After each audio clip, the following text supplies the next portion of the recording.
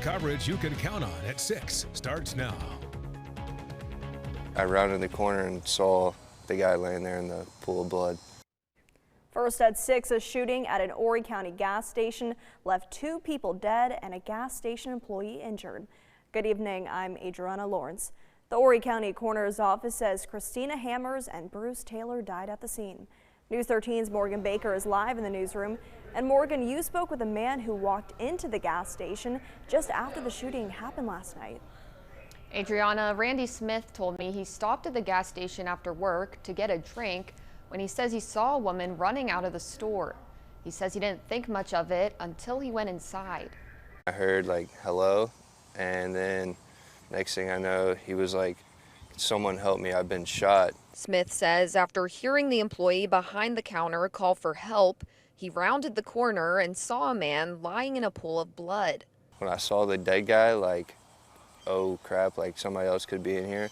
And then I got out to go to my truck. And then it was just, like, I wanted to help the guy in the store, but I didn't know if anybody else was in there. Smith went outside and called 911. Horry County Police then responded to the Murphy's USA on Maryport Drive off South Kings Highway just after 11:30 Wednesday night. According to the coroner's office, after Christina Hammers and Bruce Taylor entered the gas station, Taylor grabbed Hammers and shot her. The coroner says Taylor then walked across the store and shot himself. Both Hammers and Taylor died at the scene. The cops came, I gave a statement, and then the detectives came probably 30 minutes later, and they asked me if I had seen the other body. Because I had told them about the one body by the soda machine, and they asked me if I had seen the other body. I didn't sleep much last night, but just, I don't know, I guess be aware of your surroundings. Police say the person injured in the shooting is expected to be okay. Horry County Police are actively investigating the shooting. You can count on News 13 for updates. Live in the newsroom, Morgan Baker, News 13. Morgan, thank you. Well, a Marion County man arrested back in March following an argument at a PD Academy baseball game was acquitted. Attorneys for Austin Bowers say it took the jury less than 4 minutes to find him not guilty of disorderly conduct. 2 other people, including a 17-year-old, were also arrested in the incident that started when the mother of a player tried to talk to an umpire about a call after the game.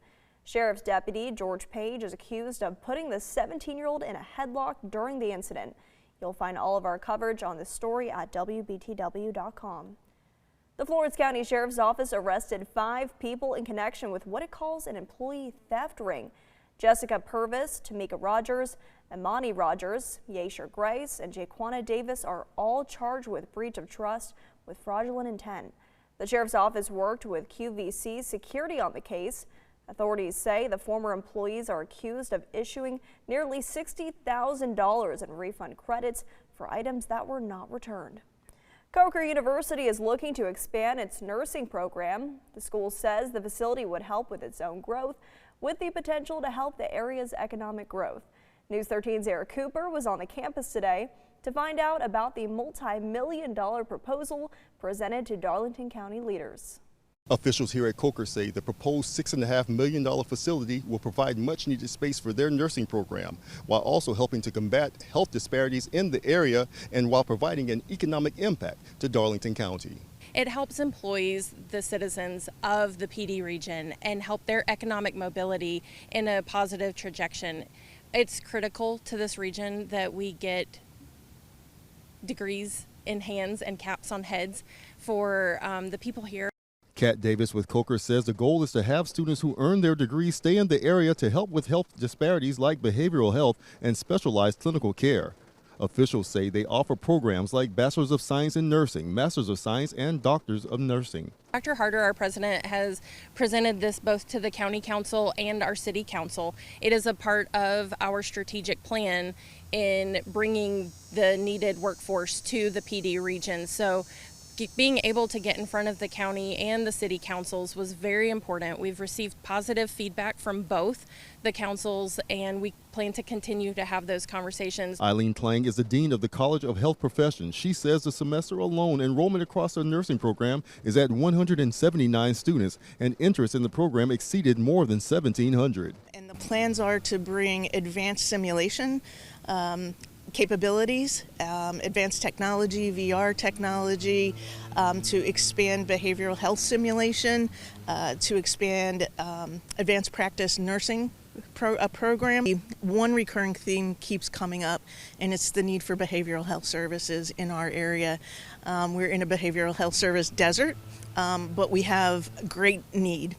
And so in looking at that, we're going to look forward to the future. There is no definite plan as to where the facility would go, but it welcomes the idea of future Coker University graduates working with area healthcare facilities. Reporting in Hartsville, Eric Cooper, News 13. Eric, thank you. Federal leaders visited the Lowcountry today with a focus on expanding manufacturing jobs. During a tour at Boeing, acting U.S. Labor Secretary Keith Sonderling took part in a roundtable discussion with industry and workforce leaders about expanding apprenticeship opportunities. The goal is to connect high school students with companies like Boeing so they can gain real-world experience and develop the skills needed for high-paying jobs.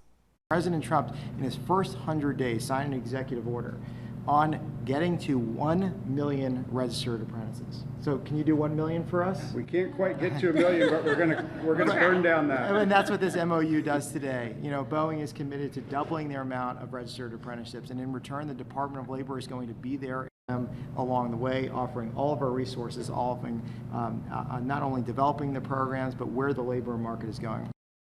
Sonderling says the goal is to give more people a direct path into skilled careers while helping manufacturers build a stronger, more reliable workforce. Well, we now know the name of a man found dead in Myrtle Beach earlier this month. The Horry County Coroner's Office says Thomas French was just 18 years old.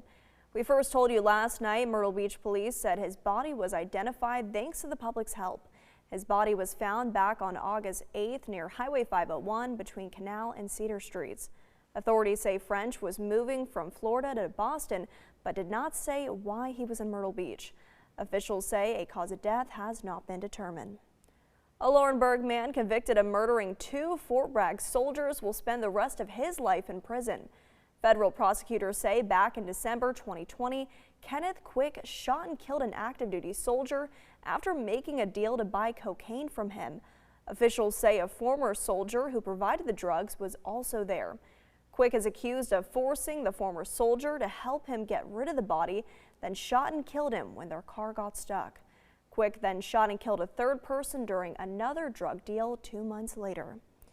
As details are worked out in the $17 billion settlement with Meta and states across the country, the social media giant is now calling on other social media apps to get involved, and that could mean more money for the Carolinas. In the settlement right now with Meta, South Carolina will receive at least $247 million and North Carolina at least $450 million. If TikTok and YouTube join in and agree to implement safety changes aimed at kids and teens, the Carolinas could get hundreds of millions more. The settlement comes after states across the country sued Meta, saying they purposely made their apps, including Facebook and Instagram, more addictive for kids and teens while pushing harmful content into algorithms. States will invest the settlement money into youth mental health services.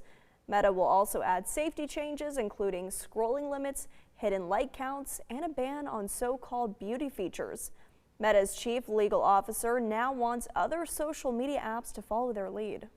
Because teens move fluidly across dozens of apps, we need an industry-wide solution. We therefore call on our industry peers, TikTok and YouTube, to implement this new framework right away. TikTok and YouTube were not involved in the lawsuit.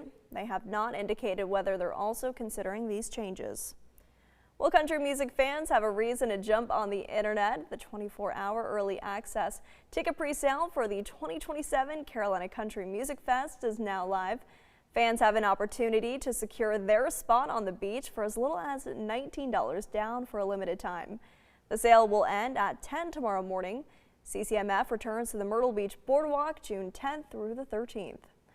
And health officials say West Nile virus is spreading to more parts of South Carolina. Next on News 13, steps you can take to help prevent getting the illness. And Frank has your most accurate forecast when News 13's local coverage you can count on continues.